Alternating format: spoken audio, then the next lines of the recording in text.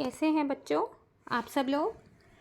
आज हम लोग न्यू एनसीईआरटी की हिंदी पाठ्यपुस्तक वीणा का पहला पाठ सीखो पढ़ेंगे। आइए पढ़ते हैं कविता। सीखो कविता हमें प्रकृति की चीज़ों से कुछ न कुछ सीखने की प्रेरणा देती है।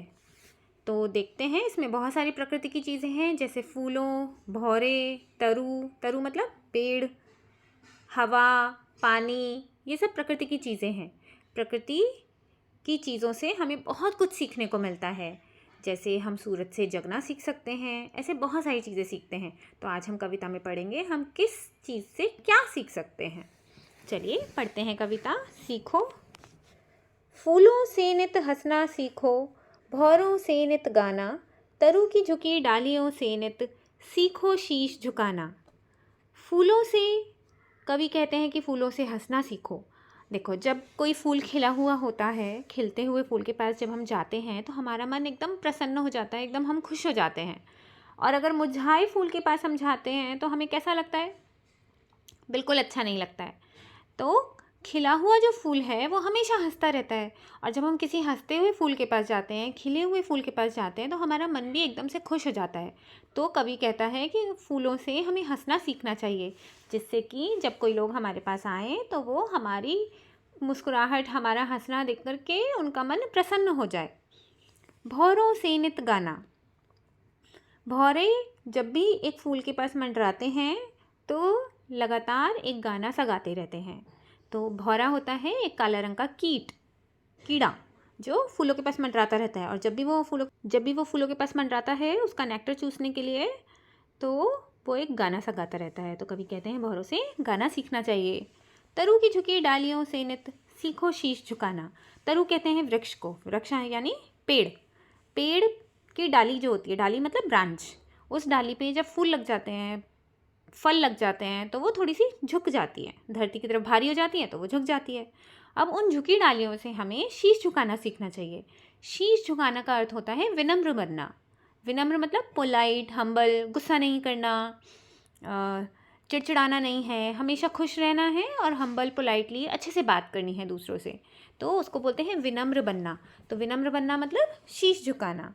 तो हमें उन झुकी हुई डालियों से शीश झुकाना सीखना चाहिए, विनम्र बनना सीखना चाहिए। सीख हवा के झोंकों से लो कोमल भाव बहना। हवा कैसे बहती रहती है, कंटिन्यूसली बहती है, और जब वो हवा बहती है तो हमें बहुत अच्छा लगता है।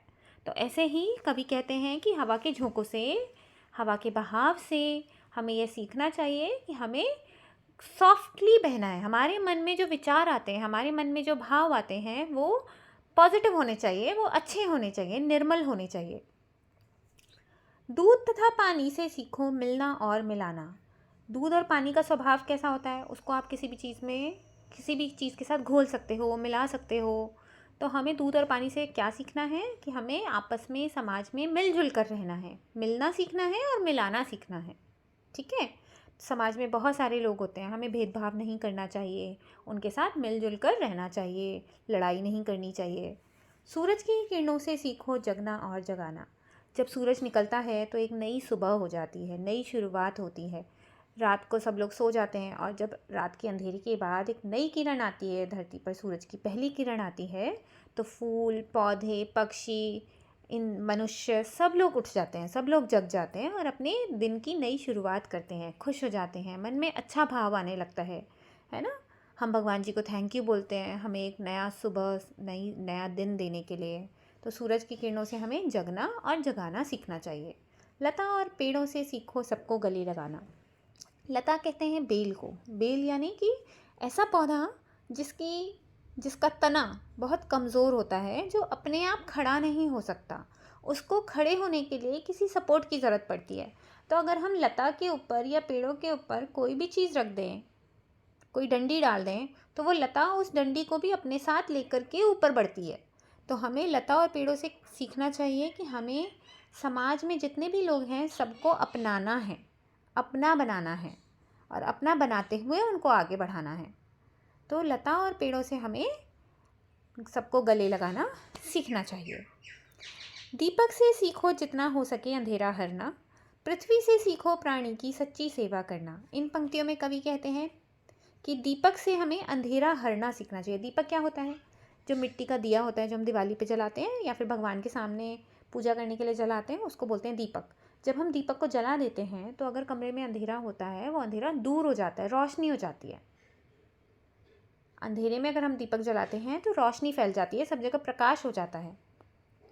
हमें दीपक से वो अंधेरा दूर करना सीखना चाहिए। हरना का अर्थ होता है दूर करना, अंधेरे को दूर करना। पृथ्वी से सीखो प्राणी की सच्ची सेवा करना।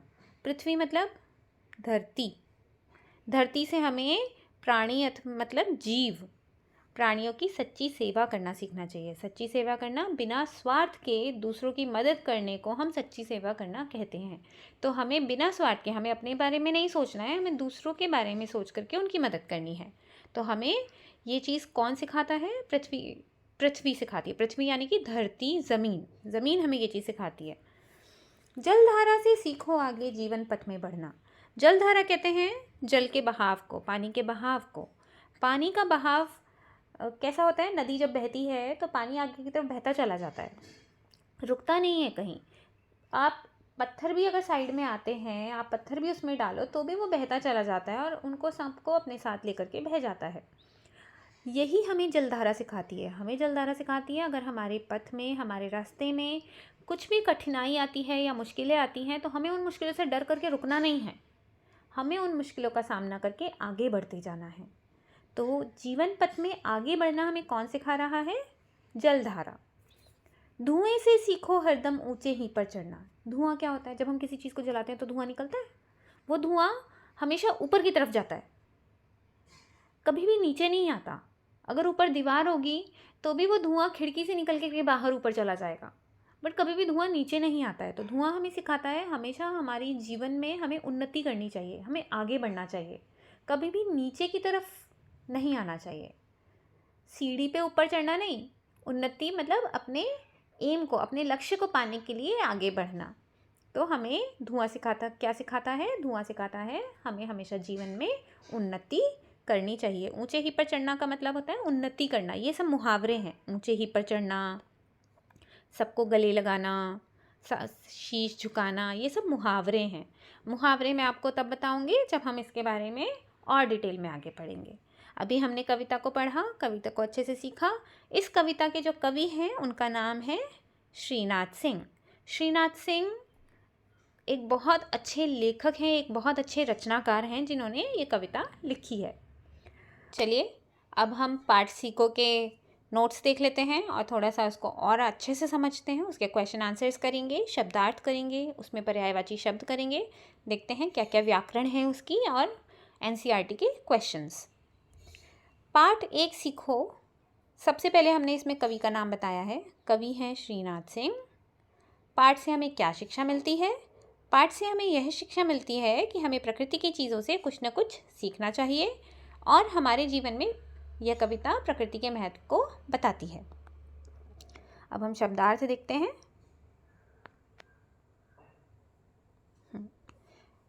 शब्दार्थ में सबसे पहले आता है नित्य। नित्य का अर्थ होता है रोज़, हमेशा, हर दिन। भौरो, भौरो को हम भंवरा भी कह सकते हैं, जो पेड़ों के आसपास मंडराता रहता है। तरु, तरु यानी कि पेड़, वृक्ष। शीश मतलब हमारा सिर, सिर या फिर मस्तक भी बोल सकते हैं। हमें बड़ों के सामने शीश झुकाना चाहिए, हमें बड़ों के सामने अपना मस्तक झुकाना चाहिए। झोंका मतलब हवा का झोंका, झोंका मतलब बहाव, वेग। कोमल, कोमल होता है निर्मल, मुलायम, नरम, उसको बोलते हैं कोमल। कोमल यहाँ पर हमने भाव के लिए इस्तेमाल किया है। भाव मतलब मन के विचार। लता, लता यानी कि बेल, जिसका तना बहुत कमज़ोर होता है, ऐसा पौधा जिसका तना काफ़ी कमज़ोर होता है, जिसको ऊपर चढ़ने के लिए किसी के सहारे की ज़रूरत पड़ती है। हरना, हरना मतलब होता है दूर करना।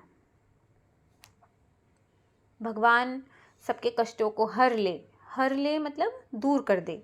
प्राणी मतलब जीव। जलधारा, जल को कहते हैं पानी, तो जलधारा यानी कि पानी का बहाव। पथ, रास्ता, मार्ग या फिर राह, वो हो गई हमारा पथ। हरदम मतलब हमेशा। पृथ्वी, हमने कविता में पढ़ा था, पृथ्वी यानी कि धरती, भूमि, धरा भी बोल सकते हैं हम उसको, ज़मीन भी बोल सकते हैं। दीपक यानी कि मिट्टी का दिया, सूरज, सूर्य, दिनकर। अब हम आते हैं पर्यायवाची शब्द पर। पर्यायवाची शब्द ऐसे शब्द होते हैं जिनका अर्थ एक समान होता है, एक जैसा होता है। हम पर्यायवाची शब्द को समान अर्थ वाले शब्द भी बोल सकते हैं या फिर समानार्थी शब्द भी कह सकते हैं।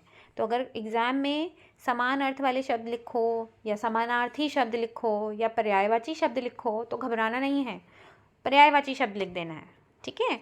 अब जैसे इसमें हम देखते हैं फूल। फूल, फूल को हम पुष्प भी बोल सकते हैं, सुमन भी बोल सकते हैं, कुसुम भी बोल सकते हैं। तो फूल के ये पुष्प, सुमन, कुसुम ये पर्यायवाची शब्द हो गए। अगर ऐसे भी लिखा सकते हैं कि पुष्प के पर्यायवाची शब्द लिखो, तो पुष्प के पर्यायवाची शब्द हो सकते हैं फूल, सुमन, कुसुम। ये सब का मतलब एक ही होता है, तो इसीलिए हम फूल की जगह पुष्प भी लिख सकते हैं, पुष्प की जगह सुमन भी लिख सकते हैं।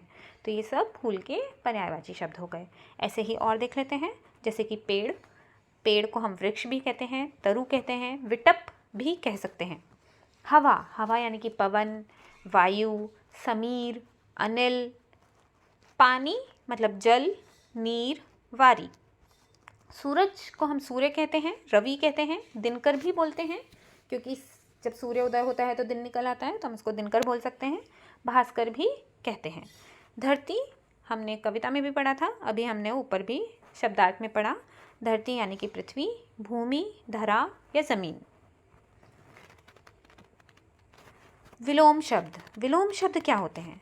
विलोम शब्द ऐसे शब्द होते हैं जो उस एक शब्द का उल्टा अर्थ बताते हैं। जैसे आना, आना का उल्टा होता है जाना, तो आना जाना विलोम शब्द हो गए।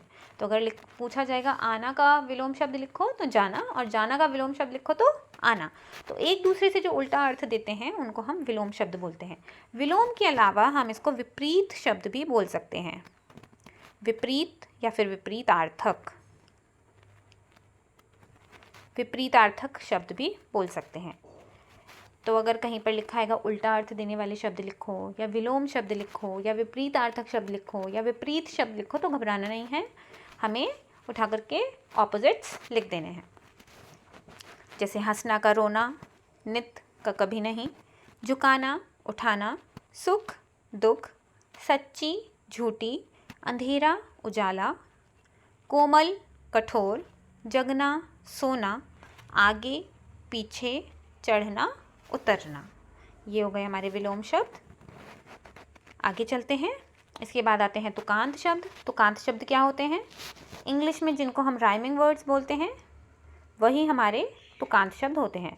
तुकांत जो शब्द है वो हमारा बना है तुक और अंत, जिन शब्दों का अंत तुक करता है, तुक मतलब राइम करता है या फिर लय बनाता है, उसको हम तुकांत शब्द बोलते हैं। जैसे गाना, झुकाना, बहाना, मिलाना, लगाना, जगाना, ये सब एक दूसरे के राइमिंग वर्ड्स हो गए। हरना, करना, बढ़ना, चढ़ना, जैसे लता, पता, बता, ये तीनों आपस में राइमिंग है। सेवा, मेवा, देवा, इनका भी लास्ट तुक करता है, ये भी तुकांत शब्द हुए। पेड़ का हो गया भेड़, भाव, नाव, हवा, दवा, पानी, नानी, रानी, हानि, ये सब राइमिंग वर्ड्स हो गए। मिलना, खिलना, सिलना, हिलना, सब तुकांत हैं। आगे चलते हैं, एक वचन बहुवचन, ये क्या होता है? जैसे इंग्लिश में हम सिंगुलर प्लूरल पढ़ते हैं, बिल्कुल ऐसे ही एक वचन बहुवचन होता है। वचन बदलो मतलब, वचन का मतलब होता है नंबर्स, या तो वन होता है या मैनी होता है, या तो एक होगा या बहुत सारे होंगे। तो एक होगा तो वो एक वचन में जाएगा और बहुत सारे होंगे तो वो बहुवचन में जाएंगे।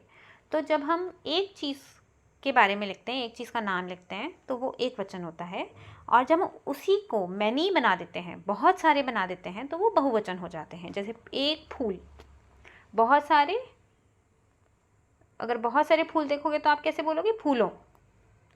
तो फूल, फूलों, भौरा, भौरे, डाली, डालियाँ, झोंका, झोंके। अच्छा, एक चीज़ और, कोई भी शब्द अगर बड़ी की मात्रा से समाप्त होता है तो अगर, और उसको हमें बहुवचन बनाना है तो हम क्या करेंगे, हम बड़ी की मात्रा को हटा के छोटी की मात्रा लगाएंगे और या जोड़ देंगे, या फिर या भी जोड़ सकते हैं और यूं भी जोड़ सकते हैं। हम या और यूं हमें कैसे जोड़ना है वो हम देखते हैं। जैसे डाली, डालियाँ, डालियों भी हो सकता है। बंदर बहुत सारी डालियों पर चढ़ गए, तो किरण, किरणें, किरणों भी हो सकता है। पेड़, पेड़ों, लता, लताएं, प्राणी, प्राणियों। देखिए यहाँ पर डालियों में हमने या लगाया है और प्राणी में प्राणियों, क्योंकि प्राणियाँ कुछ नहीं होता है, तो प्राणियों। ये हो गया एक वचन से बहुवचन बनाना। अब हम आते हैं एनसीईआरटी के क्वेश्चंस पे। एनसीईआरटी के क्वेश्चंस देख लेते हैं। पहला क्वेश्चन है बातचीत के लिए, आपको इस चित्र में क्या क्या दिखाई दे रहा है। हमें ये चित्र दिख रहा है, इसमें हमें क्या क्या दिखाई दे रहा है पूछ रहे हैं। तो सबसे पहले हमें इसमें पक्षी दिखाई दे रहे हैं, सूरज दिखाई दे रहा है, पेड़ दिखाई दे रहे हैं और पेड़ों पे ये छोटे छोटे फल दिखाई दे रहे हैं, पहाड़ है, नदी बह रही है, फूल हैं और ये पीछे झाड़ी है हरे रंग की। तो ये सब हमें इसमें दिखाई दे रहा है और ये पीछे पेड़ों के पीछे ये आसमान हमें दिखाई दे रहा है। तो हमें क्या क्या दिखाई दे रहा है, हम उत्तर देख लेते हैं। इस चित्र में हमें क्या क्या दिखाई दे रहा है, हमें इस चित्र में निम्न चीज़ें दिखाई दे रही हैं, सूरज, पक्षी, पेड़, नदी, फल, फूल, पहाड़, झाड़ी, पत्थर और आसमान। इनमें से कौन सी ऐसी वस्तुएं हैं जो हम प्रतिदिन देखते हैं। तो प्रतिदिन हम क्या देखते हैं, सूरज देखते हैं, पक्षी देखते हैं, पेड़, फूल, झाड़ी, पत्थर और आसमान। अगर आप किसी ऐसी जगह रह रहे हैं जहाँ पर नदी बहती है तो आप ये भी लिख सकते हैं कि हम प्रतिदिन नदी ही देखते हैं। आगे चलते हैं, नेक्स्ट क्वेश्चन। उगते हुए सूरज को देखकर आपके मन में किस प्रकार के भाव आते हैं। उगते हुए सूरज को देख करके हमें बहुत अच्छा लगता है, खुशी होती है, एक नई शुरुआत होती है हमारे दिन की। मन में एकदम प्रसन्नता का भाव आ जाता है कि आज मैं ये करूँगा, आज मैं दोबारा खेलने जा सकता हूँ। बहुत एक एनर्जी आ जाती है हमारी बॉडी में कि आज मुझे, हम अपना पूरा रूटीन बना लेते हैं सुबह सुबह कि हमें ये करना है, हमें ये करना है। तो हम ऐसे लिख सकते हैं उत्तर को, उगते हुए सूरज को देखकर एक नई शुरुआत का भाव आता है। उगता हुआ सूरज शरीर में नई ऊर्जा और मन में शांति का भाव लाता है। ऊर्जा मतलब एनर्जी। फोर्थ क्वेश्चन, रंग बिरंगे फूलों को देखकर आपको कैसा लगता है। तो हमने जब कविता पढ़ी थी तो शुरू में ही पढ़ा था कि फूलों को देखकर हमें, खिलते हुए फूलों को देखकर हमें बहुत खुशी होती है। तो रंग बिरंगे फूलों को देखकर हमें अच्छा लगता है और मन प्रसन्न हो जाता है। प्रसन्न मतलब खुश।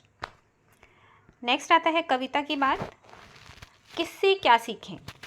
सूरज की किरणों से हमें क्या सीखने को मिलता है। सूरज की किरणों से जगना और जगाना सीखना है, फूलों से हंसना सीखना है, भौरों से गीत गाना सीखना है, पेड़ की डाली हमें शीश झुकाना सिखाती है, दीपक अंधेरा दूर करना, जलधारा जीवन में सदैव आगे बढ़ना, दूध और पानी से मिलना और मिलाना, हवा के झोंके से कोमल भाव बहाना, लता और पेड़ों से गले लगाना, पृथ्वी से सेवा करना और धुएं से ऊंचे ही पर चढ़ना या फिर उन्नति करना।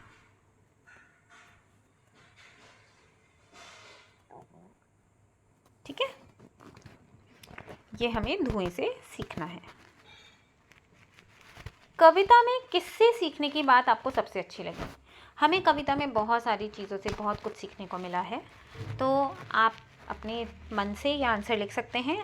आपको अगर सूरज से सीखना अच्छा लगा तो आप सूरज की तस्वीर बना के उसमें नीचे लिख सकते हैं कि मुझे जगना और सूरज से जगना और जगाना सीखना अच्छा लगा। अगर आपको फूलों से हंसने की बात अच्छी लगी तो आप ये फूल का चित्र बना करके लिख सकते हैं कि मुझे फूलों से हंसना सीखना अच्छा लगा। मैंने यहाँ पर बनाया है दीपक, जिससे मुझे सीखने को मिला अंधेरा दूर करना, और एक बनाई है मैंने नदी, जिससे मुझे सीखने को मिला जीवन में सदैव आगे बढ़ना। पढ़िए और बताइए कि भाव कविता की किस पंक्ति में आया है। हमें भाव दिए गए हैं, लिखा गया है और हमें ये बताना है कि वो कविता की कौन सी पंक्ति में आया। पंक्ति मतलब लाइन में आया है। तो पेड़ों की झुकी डालियों से हमें यह सीखना है कि हमें हमेशा विनम्र रहना चाहिए। तो ये कौन सी कविता की कौन सी पंक्ति में आया है, हम देखें ज़रा। ये कविता की इन पंक्तियों में आया, तरु की झुकी डालियों से नित सीखो शीश झुकाना। यहाँ से हमने सीखा है कि हमें हमेशा विनम्र रहना चाहिए। सेकंड क्वेश्चन है, हवा की झोंकों से हमें सीखना है कि हम हमेशा कुछ न कुछ काम करते रहें। तो हवा की झोंके, ये कौन सी पंक्ति में आया है? हवा के झोंके, सीख हवा के झोंकों से लो कोमल भाव बहाना। ये हमने इन पंक्तियों से सीखा। थर्ड, नदी नहर से हमें सीखना है कि जीवन आगे बढ़ने का नाम है और हमें आगे बढ़ते रहना चाहिए। ये हमने कौन सी पंक्ति से सीखा? ये हमने सीखा, जलधारा से सीखो आगे जीवन पथ में बढ़ना। ये हमने इन पंक्तियों से सीखा। तो आगे चलते हैं, नेक्स्ट क्वेश्चन कविता से आगे। सूरज से जगना और जगाना सीखने की बात कही गई है। हम सूरज से और क्या क्या सीख सकते हैं? कोई 2 बातें लिखिए। अब एक इंसान है, उसमें बहुत सारी अच्छी बातें हो सकती हैं और हमें उससे सीखने को बहुत कुछ मिल सकता है। ऐसे ही पृथ्वी की जो चीज़ें हैं उनसे हमें बहुत कुछ सीखने को मिलता है। जैसे सूरज सिर्फ जगना और जगाना नहीं सीखता, बहुत कुछ सिखाता है। तो हमें ये देखना है कि हमें और क्या सीखने को मिलता है सूरज से। तो सूरज से हमें बिना भेदभाव के लोगों को प्रकाश देखना सीखने को मिलता है और अपने कार्य को नित्य समय पर करना। नित्य समय पर करना मतलब रोज़ टाइम पर करना। सूरज कैसे सुबह 6 बजे उगता है, तो डेली सुबह 6 बजे आ जाता है और अपना दिन भर लोगों को प्रकाशित करता है और अपना काम करके शाम को सेट हो जाता है, डूब जाता है। तो हमें सूरज से समय पर अपना काम करना सीखना चाहिए। लता और पेड़ों से एक दूसरे के साथ प्रेम और सद्भाव की बात सीखने के लिए कही गई है। इनसे हम और क्या क्या सीख सकते हैं? कोई 2 बातें लिखिए। तो लता और पेड़ों से हम 2 बातें क्या क्या और सीख सकते हैं? बिना स्वार्थ के दूसरों की सहायता करना और समाज में मिलजुल कर रहना। विनम्र रहना भी हम इनसे सीख सकते हैं। हम सभी में कोई ना कोई विशेषता अवश्य होती है। आप अपने सहपाठी से कौन सी बात सीखना चाहते हैं? तो देखो, आपके स्कूल में आप जिसके पास बैठते हो या आपके दोस्त होंगे स्कूल में, तो उनको स्कूल में जो आपके साथ पढ़ता है उसको बोलते हैं सहपाठी, साथ में पढ़ने वाला। तो आपको उनमें क्या बात अच्छी लगती है और आप उनमें से वो बात सीखना चाहते हैं, जो बात आपको लगता है कि हाँ ये इस पर्सन में अच्छी है, मुझे ये चीज़ उससे सीखनी है। तो ऐसी अगर कोई बात है तो आप वो इस आंसर में लिख सकते हैं। मैंने एग्जाम्पल के तौर पे एक उत्तर लिखा है, मैं अपने सहपाठी से दूसरों की मदद करना और गाना गाना सीखना चाहता हूँ। अगर आपको ऐसा लगता है कि वो ड्राइंग बहुत अच्छी करता है, मुझे उससे ड्राइंग सीखना है, तो आप ड्राइंग भी सीख सकते हैं। या फिर आप वो भी लिख सकते हैं, अगर आपको ऐसा लगता है कि नहीं वो टीचर्स से बहुत अच्छे से बात करता है, क्लास में पोलाइट रहता है, लोगों को डिस्टर्ब नहीं करता है, मुझे ये चीज़ उससे सीखनी चाहिए, तो आप वो भी उससे सीख सकते हैं। तो ऐसा कुछ भी आंसर जो आपको ऐसा लगता है कि आप उस पर्सन से सीखना चाहते हैं, ऐसा उत्तर आप इसमें लिख सकते हैं। नेक्स्ट आता है भाषा की बात। की बात में एक तरफ हमें शब्द दिए हैं, एक तरफ अर्थ दिए हैं। जैसे शब्द में दिया है हमें तरु, तरु का अर्थ होता है पेड़, शीश मतलब सिर, पृथ्वी का अर्थ होता है धरती, हरना अथवा दूर करना, पथ यानी कि रास्ता या फिर मार्ग। अब ये ऊपर आपको ये कुछ शब्द दिए गए हैं, इनको ध्यान से पढ़ना है और इनसे आपको वाक्य बनाने हैं।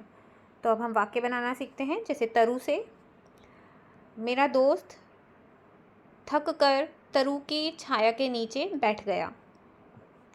इस तरीके से आप वाक्य बना सकते हैं। जैसे शीश, हमें बड़ों के सम्मान में सदैव शीश झुकाना चाहिए। पृथ्वी, पृथ्वी का हम बना सकते हैं पृथ्वी गोल है। हरना, भगवान सबके कष्टों को दूर करे या भगवान हे ईश्वर आप सबके कष्टों को हर लें। पथ यानी कि हमें जीवन पथ पे हमेशा आगे बढ़ते जाना चाहिए। इस तरीके से आप कुछ वाक्य बना सकते हैं। यहाँ पर दूध और पानी से सीखो मिलना और मिलाना। मिलना और मिलाना को इन्होंने अंडरलाइन किया है। अंडरलाइन मतलब रेखांकित। तो रेखांकित शब्दों के समान कुछ और शब्द बनाने हैं। मिलना और मिलाना के समान जैसे हंसना और हंसाना, रोना और रुलाना, खाना और खिलाना, सोना सुलाना। तो ये सब हम यहाँ पर लिख सकते हैं। तो हम उत्तर देख लेते हैं। हंसना और हंसाना, खाना और खिलाना, पीना और पिलाना, सोना सुलाना, रोना और रुलाना, बैठना और बिठाना, समझना और समझाना, पढ़ना और पढ़ाना। आप इसमें से कुछ भी लिख सकते हैं।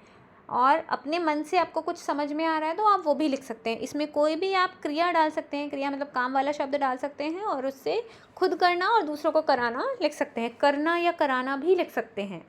जगना और जगाना सूरज के लिए आया था, वो भी हम इसमें लिख सकते हैं। नेक्स्ट क्वेश्चन है, स और प से आरंभ होने वाले शब्द लिखने हैं कविता से छांट कर। तो कविता में स और प से आने वाले शब्दों को छांटते हैं। ये देखिए, इसमें स और प से आने वाले शब्दों को देख लेते हैं। इसमें स से आया है सीखो, सीख, सबको, सूरज, सच्ची, सेवा, सके, ये सब हमारे स से शब्द आए हैं। अब प से देख लेते हैं। प से आया है पानी, पेड़ों, प्राणी, पृथ्वी, पथ, पर, ये सब हमारे प वाले शब्द। तो स और प के शब्दों को हमें यहाँ पर लिखना है।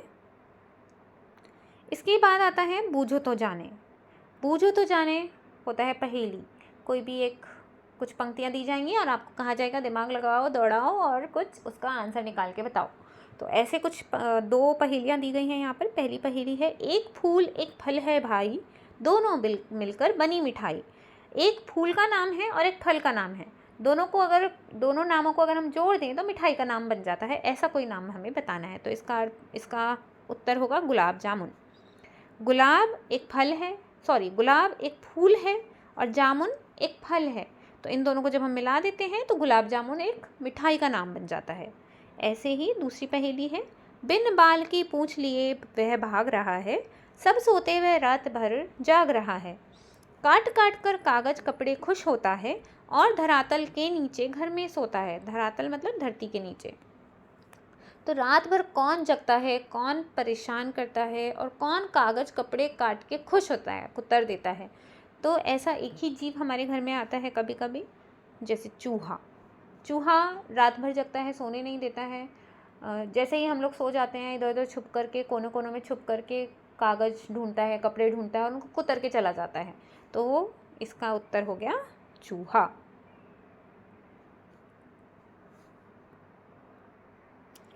अब इसकी थोड़ी सी व्याकरण भी देख लेते हैं। ड और ढ में अंतर, ड और ढ में अंतर। ये जो ड है ये किससे बनता है? ये बनता है ड प्लस ह से।